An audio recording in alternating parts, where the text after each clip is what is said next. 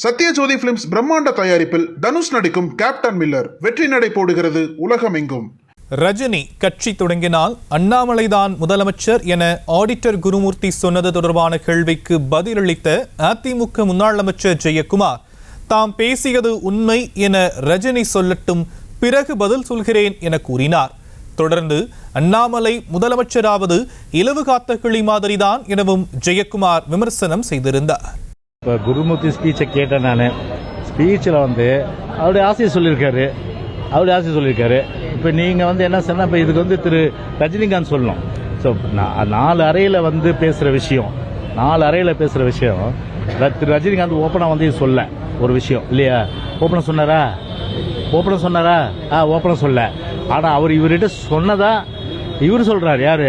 திரு குருமூர்த்தி அவர் துக்ளக் விழாவில் சொல்கிறாரு. ஓகே, இதை தெளிவுபடுத்துறது யாரு? நான் சொன்னா சொல்லியான்னு சொல்லிட்டோம். ரஜினி சொல்லிட்டோம், நான் சொல்றேன். அப்புறம் ரஜினிகாந்த் முதல்ல சொல்லிட்டோம், நான் சொல்றேன். அறையில் நடந்தது எப்படி அம்பலத்தில் சொல்ல முடியும்? அறையில் நடந்து அறையில் இருக்கு, அம்பலத்தில் சொல்லிட்டோம். அம்பலத்தில் சொல்றது நான் சொல்றேன். நான் அப்போ பதில் கொடுக்குறேன். ஆனால் எது எப்படி இருந்தாலும் சரி, அதெல்லாம் இலவு காத்த கிளி, அது நடக்காத விஷயம்.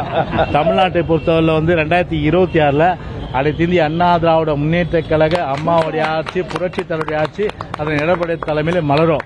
இதுதான் எழுதப்பட்ட விதி.